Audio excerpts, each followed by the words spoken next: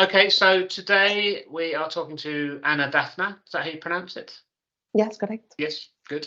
But before you give us an idea of the kind of work you do, can you give us a bit of background about your life and how you kind of came to be doing the job that you're doing now and what you were doing in the past? Yes. So I'm Anna, a coach, mentor, psychologist. I come from Greece, live in London. I coach people with neurodiversity and in particular attention deficit hyperactivity. They call it disorder, so I'll just say ADHD, to maximize confidence, happiness, and performance. I have 20 years of experience coaching and mentoring neurodiverse children, adolescents, and adults. And yes, so I have background in education. I was a qualified teacher, and then I did psychology masters, and then I did a lot of coaching degrees and a lot of self-development. So yes, when I was in as a teenager, I had a lot of executive function challenges. That means I had challenges with organizing things, prioritizing, time management, attention, and I could not do very well at school if the lesson was interesting. So yes, I had trouble focusing and also regulating my emotions. When Were it those were comes, those problems were they recognized at the time or? yes, they said Yeah. you might have ADHD, maybe get a diagnosis or anything like that, but I didn't. I don't have that. But I had more profound executive function challenges. So that's why I wanted to mentor and coach people with ADHD now to feel more confident in their abilities, to feel more heard and seen, and to do better in life. And at what kind of age did you kind of realize that you wanted to get into this kind of helping work? I have been doing that since I was 19 when I was studying in Athens education. So I then was mentoring and coaching a student who had dyslexia and ADHD. He didn't believe in himself. He was not on medication. He was very hyper. But after 5, 6 years, because that was a long-term relationship, he managed to enter law school. But most of all, he managed to believe in himself. So that was the initiation, let's say. Okay. I had great satisfaction from it.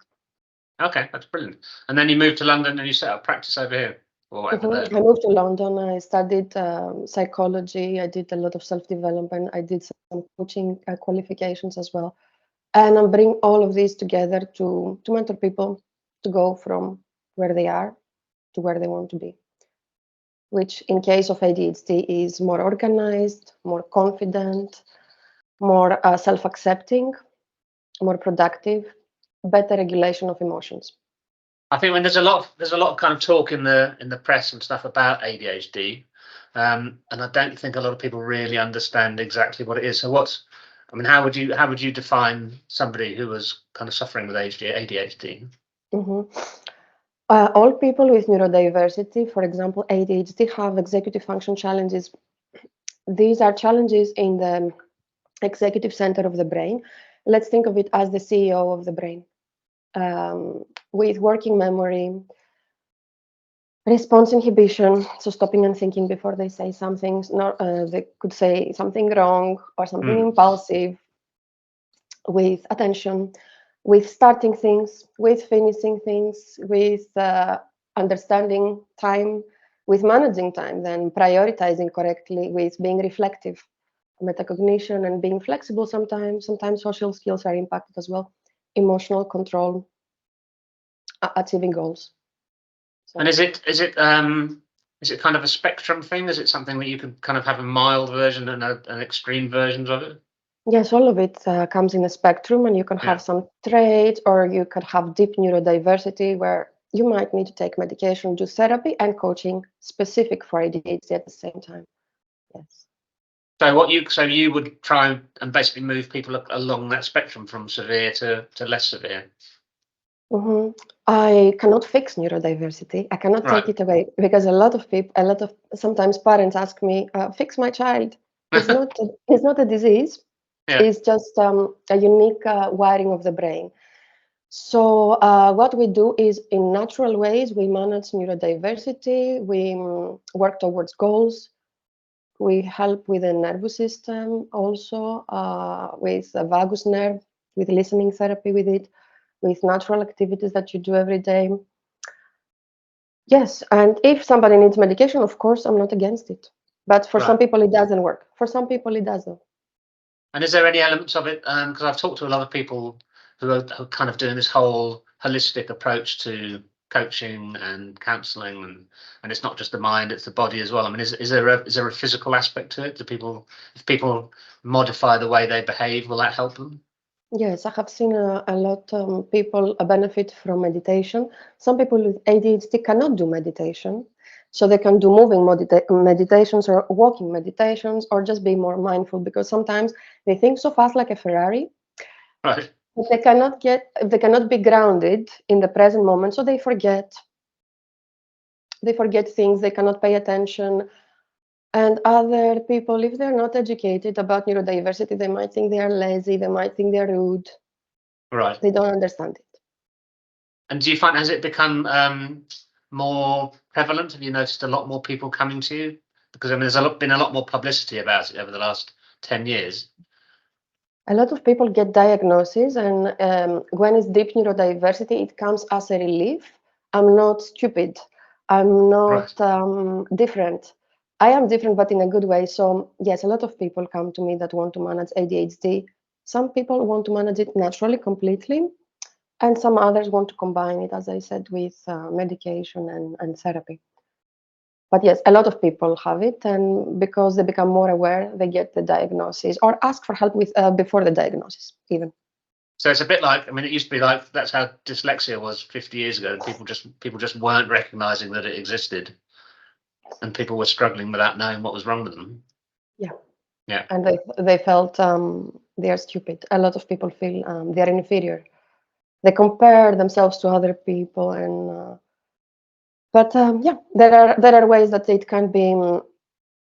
People can be supported many ways, but there needs to be education, and there needs to be a culture of inclusion and diversity And in jobs and schools. is it kind of predominantly children you're dealing with, or is it young adults? Or?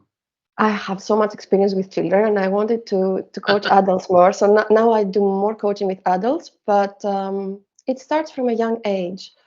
The traits and yes, because the executive center of the brain for people with neurodiversity is underdeveloped.